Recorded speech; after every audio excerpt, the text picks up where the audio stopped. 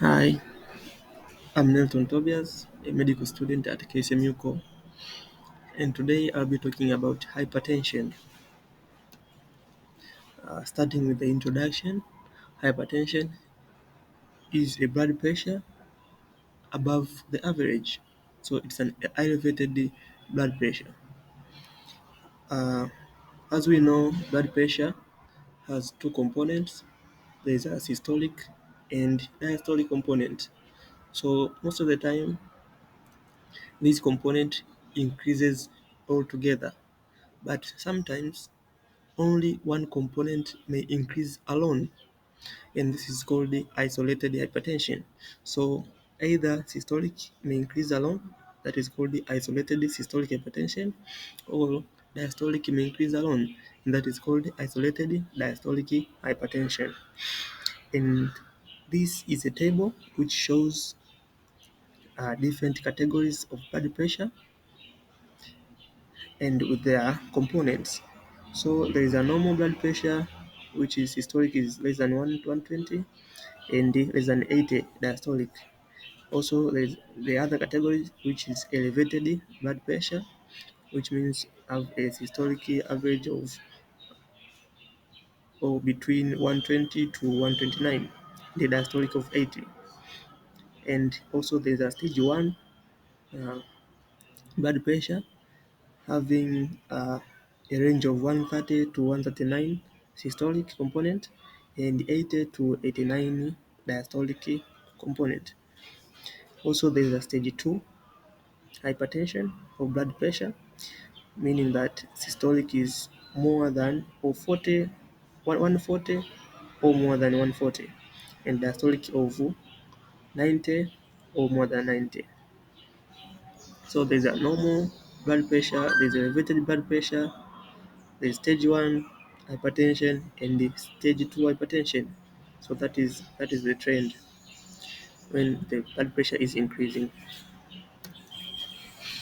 Hypertension results into weakening of endothelium, which means that is the blood vessel wall, leading to aneurysm, tone of the blood vessel wall, which can lead to formation of plaques such as cholesterol plaques or calcium plaques, or rupture of the blood vessel in general and causing hemorrhage.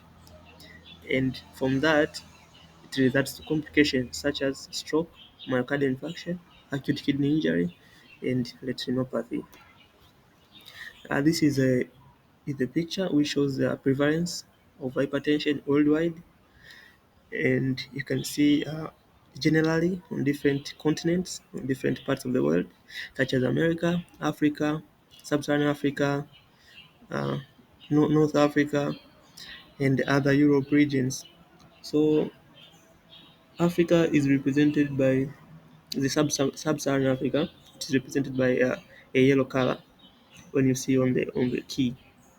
So more than 34 percent of individuals in Sub-Saharan Africa have hypertension. You can also see other areas. Also, there's common concepts which are used in hypertension. There is a white coat hypertension. This is when blood pressure is normal when a person is around the healthcare facility, such as during the measurement, but the blood pressure is abnormal when the patient is away from the healthcare facility. That is white coat hypertension. Someone has blood pressure or elevated blood pressure when is he or she is present with the doctor during measurement. And the masked hypertension, this is the opposite of white coat hypertension, meaning that the blood pressure is normal during measurement but abnormal while maybe at home or not in the hospital. Uh, so in order to diagnose these two conditions, there is something which is being used, a device. This device is called a 24 hours blood pressure monitor. So it is used to monitor uh, a person's blood pressure throughout 24 hours a day. So the deviations can be measured.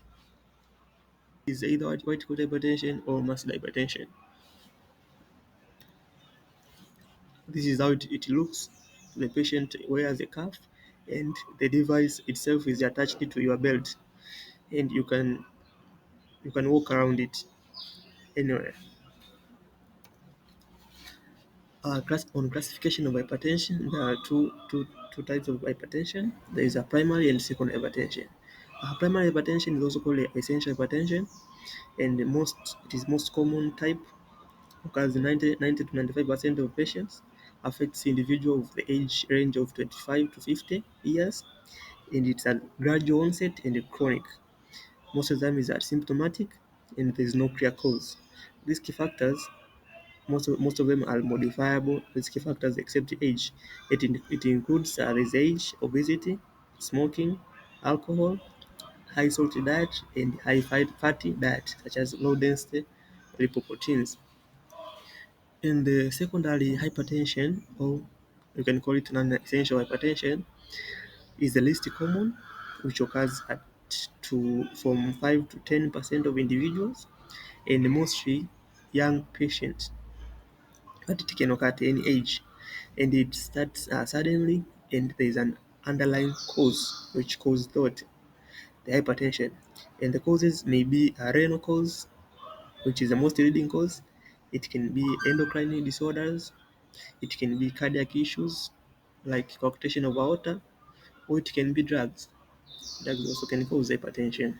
So in the endocrine part, I would like to emphasize it, such as maybe increasing certain kind of hormones due to maybe a tumor, like pheochromocytoma, which is a tumor of adrenal glands, and it leads to production of catecholamines, which they increase your blood pressure.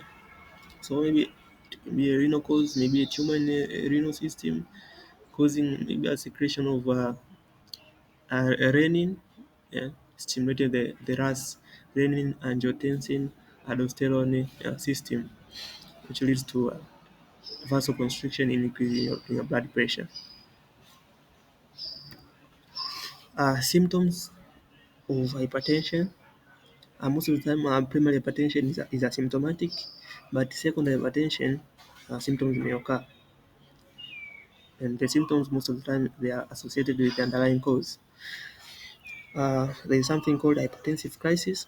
This is a sudden increase in the blood pressure. Usually starts when the BP is on about 180 over 120 millimeter of mercury. And in this hypertensive crisis, it has been categorized into two parts. There is urgency and emergency. In urgency, it means there is no evidence of end organ damage. In emergency, there's an evidence of end organ damage. So in emergency, symptoms of the following can occur, such as confusion, headache, drowsiness, chest pain, breathlessness, and other symptoms. So for diagnosis, use a sphygmomanometer BP machine. Left arm is mostly preferred, and the, taking the average of two readings from two separate visits. That's when we diagnose hypertension. Treatment include lifestyle modification, treating the underlying cause, such as, for example, type 2, the secondary hypertension, most of the time it is due to an underlying cause. So you might want to treat the underlying cause first before starting to do something else. So medications also are used, such as antihypertensive. There are different groups of antihypertensive. There is a beta blockers. There is a diuretics also. They can be used in treatment depending on your doctor's decision. That marks the end of the presentation.